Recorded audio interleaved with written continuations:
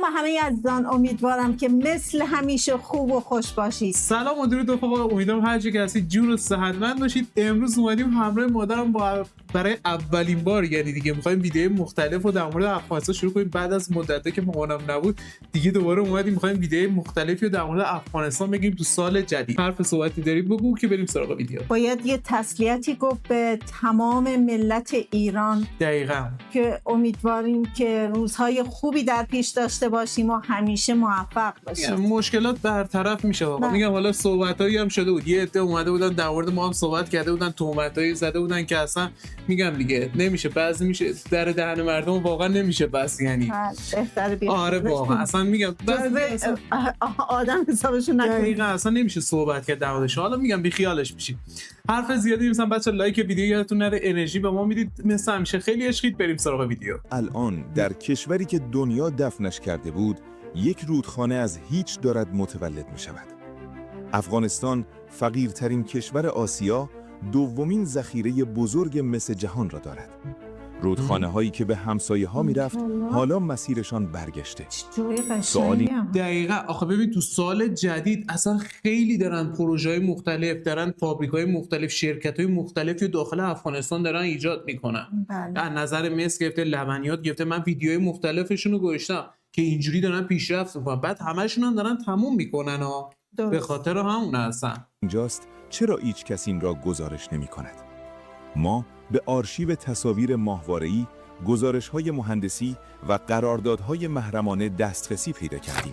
اینها شایعه نیست. اینها واقعیت‌هایند که 10 پروژه غیر ممکن را ممکن کردند.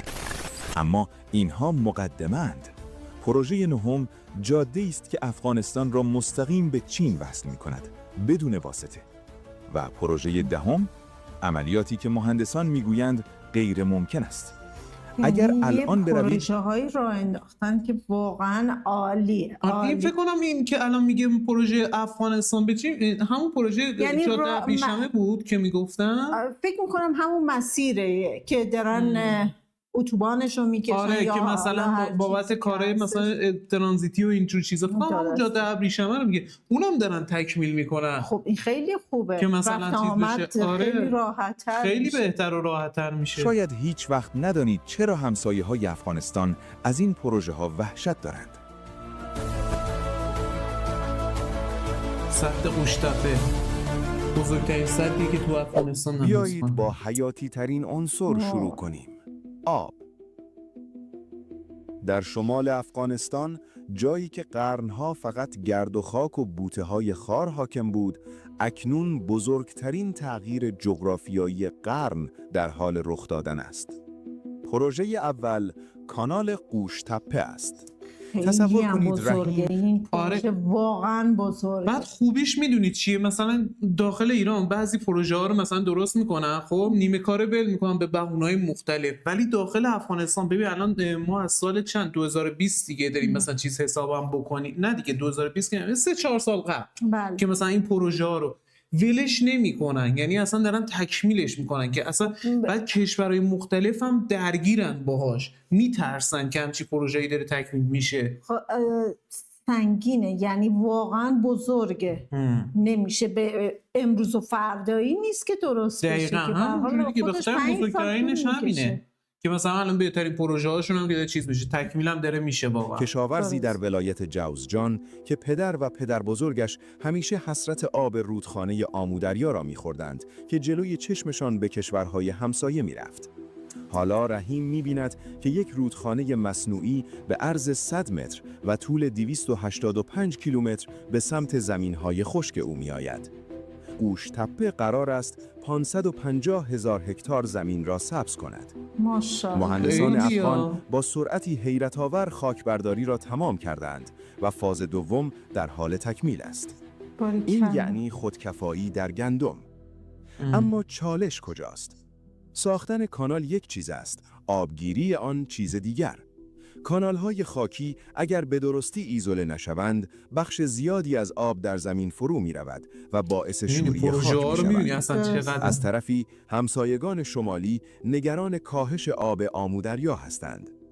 یعنی دیپلماسی کلا همشون میترسن که افغانستان اینو تکمیل بکنه بهشون دیگه آب نرسه، ولی نمیدونن که آقا خب این بیشتر زحمت خودشونو میکشن برای کشورشون، برای کشور خودشون برای دارن چیز کشور میکنن. خودشون میگه پیشرفته. ترسشون تو اینه که میگه آقا این مثلا این تکمیل بشه ما اینجا دیگه هیچیم دیگه، یعنی اصلا ضرر میکنیم دیگه داخل نمیرسه، چیز. یعنی هرچی آب اطراف داره جمع میکنه برای خودش، دقیقاً. ذخیره میکنه. در سال 2026 سخت‌ترین آزمون کابل خواهد بود. آیا آنها می توانند همسایه ها را راضی نگه دارند و همزمان مزارع خود را سیراب کنند؟ یعنی همشون ترس دارن که بخوان انجام بدن. در جنوب داستان متفاوت است. پروژه دوم فاز تکمیلی سد کجکی در هلمند است. این سد پیرمردی خسته بود که حالا جانی تازه گرفته است. با نصب توربین‌های جدید و افزایش ارتفاع تاج سد، ظرفیت تولید برق و ذخیره آب چند برابر شده. داستان گل محمد، مغازه‌داری در قندهار را تصور کنید که تمام عمرش با صدای ژنراتورهای پرصدا و دودزا زندگی کرده. برای او تکمیل کجکی یعنی سکوت و روشنایی پایدار. برق کجکی قرار است چرخ کارخانه‌های جنوب را بچرخاند.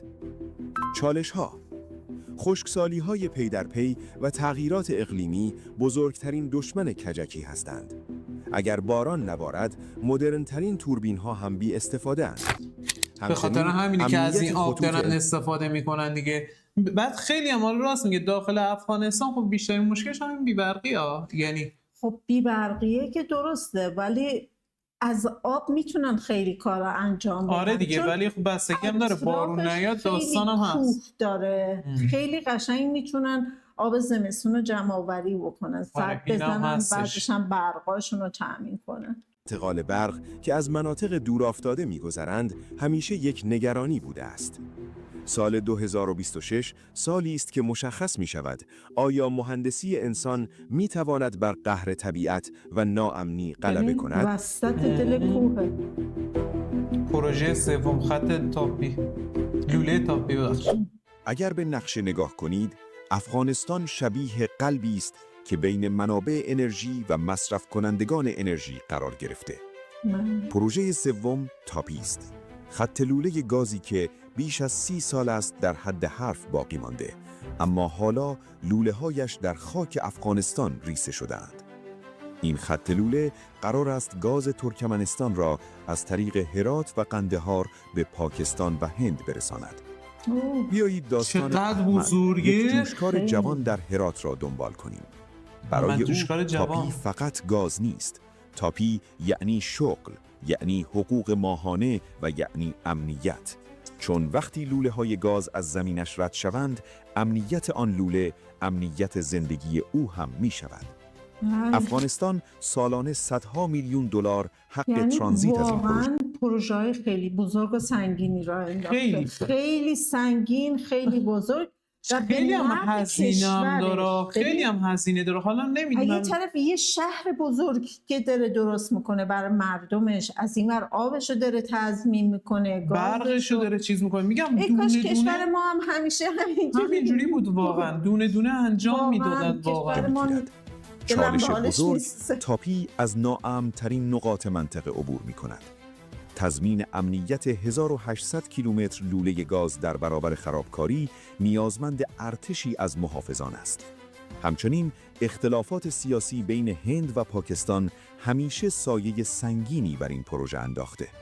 آیا کابل میتواند این دو رقیب را پای یک خط لوله نگه دارد؟ کلاً همش بستگی به کابل داره دیگه، همش بزرگترینش همونه. پروژه چهارم کاسا 1000 است. پروژه‌ای که برق مازاد قرقیزستان و تاجیکستان را به جنوب آسیا می‌فرستد. دکل‌های عظیم برق که مثل سربازان ایستاده از کوه‌های صعب العبور سالنگ و پنجشیر رد می‌شوند، شاهکار مهندسی هستند. تصور کنید مهندسی را که در ارتفاع 3000 متری در سرمای استخوانسوز هندوکش دکل نصب می‌کند. این پروژه نماد اتصال منطقه‌ای است. اما واقعیت تلخ، وابستگی به همسایگان. اگر در آسیای میانه خشکسالی شود و تولید برق آبی کم شود، این دکل‌ها برق نخواهند داشت. علاوه بر این، مشکلات فنی هماهنگسازی فرکانس برق کشورهای مختلف چالشی است که مهندسان در حال دست و پنجه نرم کردن با آن هستند. خب اینم هستش که اگه مثلا این حرکت چیز بکنه، خب مثلا با تاجیکستان، با نمیدونم چین، اینا مثلا کمکش نمیکنن تو این مشکلات برطرف شه. یعنی هر کشوری داره به دست پا میزنه که مردم کشور خودش رو نجات بده. مشکلاتو داره مشکلات داخل خودش، یعنی کشور خودش. ولی میگه مثلا این خب به این مشکلات هم بخوره، خب وقتی داره این همه چیز کنه، خب به کشورهای دیگه هم ساده میگه، کشورهای دیگه هم کمکش میکنن. نه فکر نمی کنم هر کسی فکر نکنم الان این همه چین خیلی داره کمکش میکنه. خب از طرف هم منابعش داره میگیره، کمک میکنه، ولی یه سری چیزای دیگه هم میگیره. آره اینم هستش. در سال 2026 افغانستان باید ثابت کند که امن‌ترین مسیر ترانزیت انرژی است، ادعایی که اثباتش آسان نیست. اما افغانستان به چین رو داره میگم.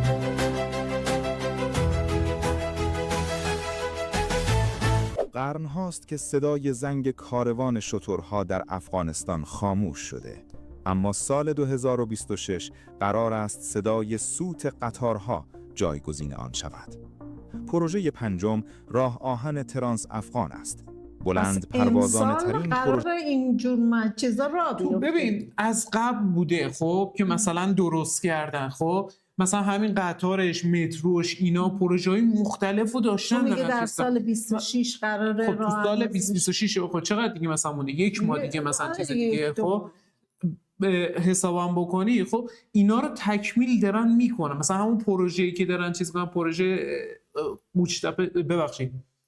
مثلا همون پروژه‌ای که مثلا برای آبش هستش، خب 80% رو رفتن جلوتر. میدونی منظورم چی؟ 80% رو تکمیل کردن. اینا رو دارن یواش یواش تکمیل میکنن که به اون چیزی که میخوام برسن. پروژه ریلی تاریخ، اتصال مزار شریف به کابل و سپس پیشاور پاکستان. داستان تاجری در کابل را تصور کنید که کانتینر کالایش هفته‌ها پشت مرز ترخم گیر می‌کرد و میوه‌هایش می‌گندید. با این راه آهن کالای او در کمتر از 24 ساعت به آبهای آزاد اقیانوس هند می‌رسد. ازبکستان و پاکستان تشنه این مسیرند، چون کوتاه‌ترین راه اتصال آسیای میانه به دریاست. چالش‌های ترسناک، جغرافیای خشن، عبور دادن قطار از دل کوههای هندوکش یعنی ساختن صدها تونل و پل. هزینه این پروژه میلیاردی است و هنوز مشخص نیست سازمان‌های بین المللی چقدر حاضرند ریسک سرمایه گذاری را بپذیرند. اگر بدونی خب تو این چند وقته هم که جنگ مثلا داره با پاکستان میشه، میبینی مرزاش هی داره میبنده، به خاطر همونه خیلی ها احساس خطر هم دارن میکنن. بخاطر همین مجبوره که اینجور چیزها رو بسازه که دیگه وابسته به این کشورها هم نباشه. خیلی خوبه، خیلی خوبه از اینکه به فکر مردمش هست. آره دیگه میگم از نظر وابستگی میخواد خودش رو نجات بده دیگه. تفاوت عرض ریل بین کشورهای شوروی سابق و استاندارد جهانی یک چالش فنی پیچیده است.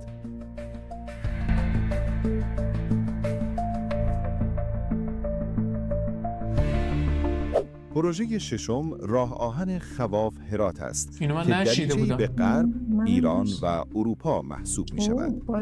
این پروژه تا حد زیادی پیش رفته و قطارها به هرات رسیدند. برای مردم هرات این یعنی دسترسی ارزان به سیمان، آهن و سوخت. چالش: توسعه شبکه ریلی در داخل. رسیدن قطار به هرات عالی است، اما اگر این خط به کابل یا مزار وصل نشود تأثیرش محدود میماند. شبکه ریلی نیازمند نگهداری دقیق و امنیت بالاست. یک خرابکاری کوچک میتواند کل مسیر را برای ماه‌ها مسدود کند. آیا افغانستان 2026 توانایی فنی و مدیریتی اداره یک شبکه ریلی مدرن را خواهد داشت؟ پروژه هفتم معدن مس اینه. افغانستان فقیر نیست، فقط جیب‌هایش دوخته شده است. سال 2026 سالی است که این جیب‌ها باز می‌شوند. پروژه هفتم معدن مس عینک لوگر است. دومین ذخیره بزرگ مس جهان. بهترین پروژهش بکنم همینه. به سراغ دکتر باختری، باستانشناسی برویم که سالهاست در این منطقه کار می‌کند. او در یک دوراهی بزرگ است. زیر پایش بزرگترین گنجینه مس است که میتواند اقتصاد کشور را نجات دهد و روی زمین بقایای یک شهر باستانی بودایی بی‌نظیر. طرح جدید استخراج تلاش نه می‌کند. ببین اصلا دارن اینقدر چون قدیمیه بعد دارن میکنن اصلا یه چیزایی پیدا میکنن که اصلا خودشون هم میمونن داخلش. بعد میبینیم مثلا همین مثلش نمیدونم چیزای دیگهش خیلی ها دارن وابسته میشن به افغانستان. کوه خیلی چیزا رو تو خودش نگه داشته. بعد هیچ کس هم سمت افغانستان نمیتونست این رو چیز بکنه. همش مونده یه جایی بر جمع شده تازه الان دارن دونه دونه در میارن. جواهره ولی خب باید به کار بگیرن. آره دیگه. تعادلی بین نان و تاریخ ایجاد کند. شرکت‌های چینی قول دادند استخراج زیرزمینی انجام دهند تا آثار باستانی حفظ شود. چالش‌ها، شفافیت قراردادها. مردم نگرانند که این ثروت ملی غارت شود و سهمی به سفره آنها نرسد. همچنین آلودگی زیست محیطی ناشی از استخراج مس می‌تواند منابع آب منطقه را سمی کند. مدیریت این تعادل بزرگترین آزمون دولت خواهد بود. پروژه هفتم آمودریا. من اینو رو اصلا ندیدم پروژه جدیدشو. پروژه هشتم حوزه نفتی آمودریا است. افغانستان سالانه میلیاردها دلار صرف خرید بنزین و گازوئیل می‌کند. استخراج نفت در سرپل و فاریاب یعنی پایان این وابستگی. پالایشگاه‌های کوچک در حال ساخت هستند تا نفت خام را در داخل تصفیه کنند. چالش، تکنولوژی و تخصص. صنعت نفت پیچیده است و افغانستان هنوز مهندسان نفتی کافی ندارد. وابستگی به شرکت‌های خارجی برای استخراج همیشه خطرناک است. اگر شرکت‌ها به دلایل سیاسی کار را رها کنند، چاه‌ها می‌خوابند. همچنین توزیع عادلانه درآمد نفت بین ولایات مختلف چالشی است که اگر مدیریت نشود می‌تواند باعث تنش‌های داخلی شود. یعنی جواهری هست زیر تمام خاکشون ولی باید اینا رو مدیریت درست اگه نکنن دیگه همش به فنا میره دیگه. ولی الان داره میگه خودش میگه مهندسا اون آدمایی که متخصص این کارن باشن هنوز ندارن. میدونی مثلا چیه؟ نه باید تهیه کنن یا از کشورهای دیگه کمک بگیرن. کشورهای دیگه هم بیان خب یه چیزی میخوان دیگه. آره یه چیزی میخوان، سوء استفاده خودشونو یعنی میکنن دیگه. پروژه نهم جاده دالان واخان. و در نهایت پروژه هایی که فیزیک این کشور را تغییر می‌دهند. پروژه نهم جاده استراتژیک دالان واخان است. برای دهه‌ها باریکه واخان فقط محل عبور پلنگ‌های برفی و چوپان‌های قرقیز بود. اما حالا جاده‌ای در حال ساخت است که کابل را مستقیماً به مرز چین وصل می‌کند. یعنی جاده ابریشم به مدرن‌ترین شکل. راننده ای را تصور کنید که می تواند کالای چینی را مستقیما بار بزند و به افغانستان بیاورد بدون منت هیچ کشور واسطه‌ای. چالش، طبیعت وحشی. واخان یکی از سخت‌ترین جغرافیاهای جهان است. برف‌های سنگین و ارتفاع بالا نگهداری جاده را به یک کابوس لوجستیکی تبدیل می‌کند. آیا این جاده می تواند در تمام طول سال باز بماند؟ واقعا پروژه دهم تونل سالنگ دوم، همون تونلی که خیلی باش مشکل دارن. پروژه دهم تونل جدید سالنگ. تونل فعلی نفسهای آخرش را می‌کشد. سالنگ شاهرگی است که اگر قطع شود کابل فلج می‌شود. پروژه جدید هر مسیری که بخوان برن بعد از اینجا برن، یعنی از اینجا مسیر اصلیشون اینه انگار. ولی خیلی پیش بردن، خیلی پیش. من نمیدونم الان این تونل سالنگ دویی که مثلا چیز میخوام بکنن اون وقت اینو چیکارش میکنن؟ اینو میبندن یعنی؟ نه اونم هست مثل جاده قدیم و جاده جدید داره. کاش وقت اینم تعمیر میکردن مثل اون خیلی بهتر میشد. تعمیر که میکنن ولی نه در حد عالی که بخوان به بزرگی این باشه. نه اید شامل بازسازی اساسی و ساخت تونل دوم است. چالش، ترافیک و زمان. نمیتوان سالنگ را بست و تعمیر کرد چون کشور قحطی میگیرد. کار مهندسی در حالی که هزاران کامیون عبور می‌کنند مثل جراحی قلب باز روی بیماری است که دارد می‌دود. خطرات ریزش، بهمن و تهویه هوا در تونل‌های طولانی چالش‌های فنی ترسناکی هستند. سال 2026 برای افغانستان فقط یک عدد در تقویم نیست، یک نقطه عطف تاریخی است. این 10 پروژه نشان می‌دهند که پتانسیل رشد در این خاک موج می‌زند. حالا میگم دمشون گم، حالا داخل افغانستان خیلی پروژه ها رو دارن پیش میارن. امیدوارم همینجوری چیز بکنن. آره واقعا. امیدواریم که موفق باشن. آره واقعا. ببین اقتصاد خودشو میبره بالا. هر کشوری برای کم یا زیاد برای خودش واقعا منابعی داره. ولی خب دیگه به هر حال ازش باید به نحو احسن استفاده بشه. ولی دعا میکنیم که به کشور ایران هم همین مدل دقیقاً کمک برسه، یعنی این روش رو انجام بدن واقعا.